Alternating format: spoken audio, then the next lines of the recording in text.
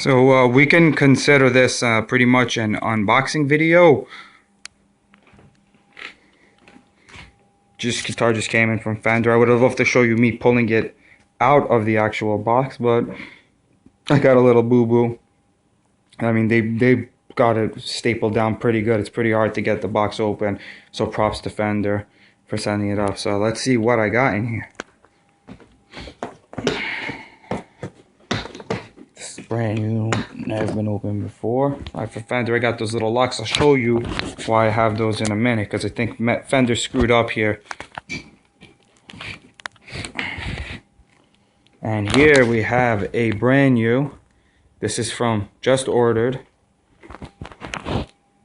American Standard Stratocaster in 3-tone sunburst with a beautiful rosewood finish. It has a modern C-shaped neck, 9.5 radius. So it's a basic neck size that you find on every Strat. I guess that's why it's a standard Strat. And what's awesome about these Strats that are newly redesigned, instead of having those Alnico 5 pickups that generally come in an American Standard, you got custom shop Fat 50s in there. That's right, with this beautiful aged hardware. Look how gorgeous. This camera sucks. It doesn't do justice, definitely. But wow, this thing's beautiful. It's the first time I'm looking at it. Just check out that grain. Consistent throughout. Can't even tell that that's separate pieces of wood. It's an older body. Comes with a 2-point floating tremolo that you see here. The cheaper guitars will have the 6 screws in them. That kind of helps a little bit for tuning. So, if you buy a Mexican Strat or one of the shitty Squires, you get that. And that's how the old Fenders were made too. And now they use this system, which lets the bridge roll a little freely if you use your whammy bar. And then it's good. So this is just really nice, and it's got 3 springs in the back. I'll show you the back in a minute. And look how beautiful the finish is on that headstock. I love it. Fender made in the USA Stratocaster. On the back,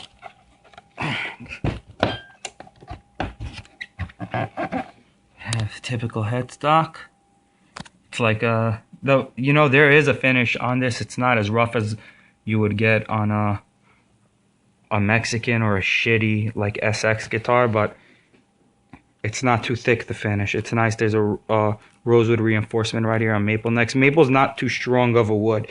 If any of you have maple shelves, then you know exactly what I'm talking about. You put some weight on it, it start bending. So the tension from the strings definitely does that. That definitely helps. If that's not in one of the guitars, then you know that's one of the touches they put on a well-built quality neck, on a bolt-on neck like this. And these Fenders also have this micro tilt adjustment, lets you adjust the neck back and forth, tiny little increments, instead of having to adjust the truss rod if you need to, and that helps you adjust the action. So these pickups, I can't wait to plug this thing in and play. I'll make a different video playing it with the sounds that I get out of it and everything, compared to some other Strats that I have. I have an older American Strat, so I could compare it to that. I also have a Koa Strat, and I have a shitty SX knockoff Strat, and a few others. So I really like this. I just wanted to pick one of these up now that they come with the Fat 50s. And yeah, I got a really, really sweet deal on this too. I don't want to upset anyone who bought it, but let me go over, because if you bought one of these, you probably paid over $1,000, and they're worth it. But I mean, I'm not too big of a fan of Fender guitars in general, even though I own a whole bunch of them. I really prefer PRS instruments. I think Fender and Gibson put out a lot of garbage, for their reputation. That doesn't necessarily, the quality of the products don't necessarily live up to the quality that you would expect, and that they try to make you think is inherent to their company, but definitely not. So what comes in the case is, here we have a little bumper sticker. That's cool. This one's a little messed up, but that's all right. I'm not going to put it on my car, but I'll find somewhere to put it. And here's a little, here are all the different headstocks of the instruments that Fender make it, electric guitars and electric basses, and there's some detailed, probably warranty information or something. Thank you for your purchase, blah blah blah. Has some serial number information. I have a bunch of these, so I'm not going to open it just because I know what's already in here, so I'll explain it to you. There's a strap that comes with it. This is like a 10-foot cable. Comes with a microfiber cleaning cloth. There should be 5 or 6 picks in here that come, usually like 0.78 millimeter or something like that, something medium. And there also should be 2 separate little, well, there's the whammy bar that's in there also should be, and there's 2 separate, if you could see, Allen keys. One of them will go to adjust the truss rod if you need it. One of them will adjust the height on the saddles. And this looks like it's intonated pretty well, you know.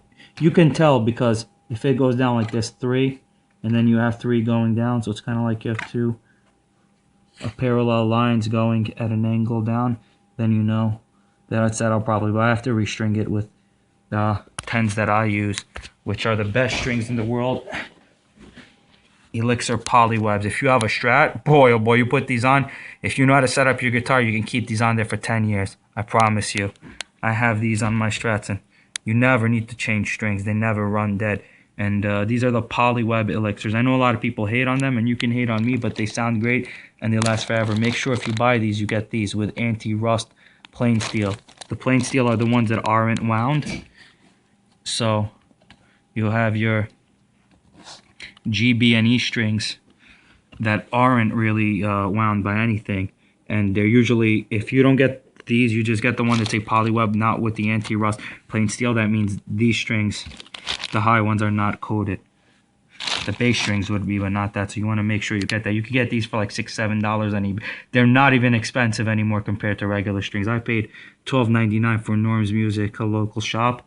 That's because I like supporting the guys and I love Norm. So I'm gonna set it up with that, but it looks like whoever to set it up pretty well. And the grain is really nice on here.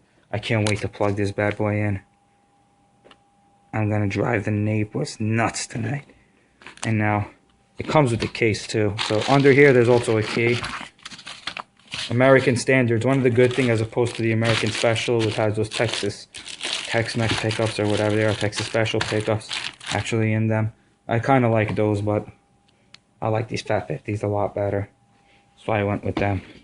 So for those of you who travel that are musicians and gig, Fender has this lovely lock on here, which I think that's Century safe. Don't get me wrong, it's either Century safe or I forget the other one right now, but this says TSA002. Now these are supposed to be TSA approved locks, which means the TSA, those guys that pat you down and pat down grannies and little kids at the airport, those guys can open this up without busting in, because if you just put a regular lock to lock your gear on, they bust in. But I personally don't like this company because I've used these luggage locks on planes before on my luggage, and my shit got clipped by the TSA. And apparently they're supposed to have the key, and after doing research, what I found out is a lot of these are bullshit. They just put TSA on them, but the TSA cannot open them. And if you travel, you need to protect your gear. Even if you have a gig bag, your gig bag should have on the zipper, if it's any decent quality, 2 little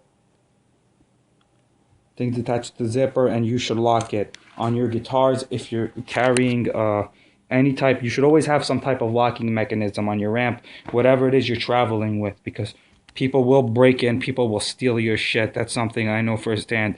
And if you are carrying expensive gear, you're walking around with $1,200, $1,500 guitars, sometimes $3,000 guitars, you don't want anyone breaking them or stealing them or doing anything, you know? So what I found out is that, see this patent number? 7 million something, 21,537 and 7,036,728. those are patents for these locks that the TSA can open. And it's only this company, as you could see, Safe Skies Locks, that won't get clipped in my experience. These will not get cut off. So if you're traveling on your gear, go to Safe Skies Locks. Like, and these things are like $5. They make the little ones, and they make ones with three combo code, a 4 combo code. They make ones if you want. These are really sick. These are they have keys, but basically it will give you, if a TSA agent opened it with their master key, it shows red, so you know if someone else opened your lock, you'll know if they busted in, just because no matter how they open, unless they use your key, it'll be green. So go and buy these if you don't want your shit busted in. And I know a lot of you have that problem. I know a lot of people have that problem in general. They buy locks from like Dwayne Reed or something like that. They're pharmacies, and it says, oh, the TSA will open these, and then they bust in anyway. So I don't know about traveling with this on an airplane. I don't think I'm gonna do it. I travel a lot, but I'm not gonna do it with this. I'm scared they'll break in for the most part. So this is not something you want to take on a plane anyway, unless it's absolutely necessary. So thanks for watching the video, and I actually have a few more items to unbox. So hopefully I'll bring you those videos, but first I want to play this and see how this sounds, and make a video for you guys about the sound of this. So toodaloo, and subscribe to my channel so you can watch more awesome guitars being reviewed, because I have a whole bunch of them.